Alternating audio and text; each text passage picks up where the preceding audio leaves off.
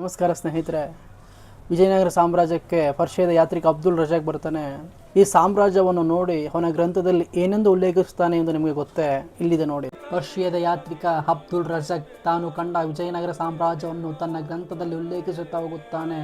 ಅದೇನೆಂದರೆ, ನಾನು ಭೂಮಿಯ 106 ರಾಜ್ಯಗಳನ್ನು ನೋಡಿದ್ದೇನೆ. ಇಸ್ಲಾಮಿಕ್ ರಾಷ್ಟ್ರಗಳಿಂದ ಹಿಡಿದು ಪಶ್ಚಿಮದ ಪಾರಂಪರ್ಯವರೆಗೂ ದಾಟಿದ್ದೇನೆ. ಆದರೆ ಇಂತಹ ಒಂದು ಸಾಮ್ರಾಜ್ಯವನ್ನು ಇನ್ನೂವರೆಗೂ ಕಣ್ಣುಗಳು ನೋಡಿಲ್ಲ, ಕಿವಿಗಳು ಕೇಳಿಲ್ಲ. ನನ್ನ ಆತ್ಮವನ್ನೇ ತಳ್ಳಿದ ಒಂದು ಸಾಮ್ರಾಜ್ಯ ವಿಜಯನಗರವಾಗಿತ್ತು. ಇದು ಸಂಗಮ ವಂಶದ 2ನೇ ದೇವರಾಯನ ಆಡಳಿತದ ಕಾಲ. ಈ ನಾಡಿನ ಪ್ರತಿಯೊಂದು ಕೋಟೆಯು ಕೇವಲ ಕಲ್ಲಿನಿಂದ ಕಟ್ಟಿದ್ದಲ್ಲ, ಇದು ಶೌರ್ಯದಿಂದ, ತ್ಯಾಗದಿಂದ, ಬುದ್ಧಿವಂತಿಕೆಯಿಂದ ನಿರ್ಮಿಸಿದ 7 ಸುತ್ತಿನ ಕೋಟೆ ಇದಾಗಿತ್ತು. ಈ ನಗರದ ಬೀದಿಗಳು ಸ್ವತಃ ದೇವತೆಗಳು ಬಂದು ನಿರ್ಮಿಸಿದ ಆಲಯದಂತೆ, ಚಿನ್ನದ ಹಾರಗಳಂತೆ ಹೊಳೆಯುತ್ತಿದ್ದವು. ಮಾರುಕಟ್ಟೆಯಲ್ಲಿ ವಜ್ರ ಮುತ್ತುಗಳು ಸಾಮಾನ್ಯವಾದ ವ್ಯಾಪಾರದ ವಸ್ತುಗಳಾಗಿದ್ದವು.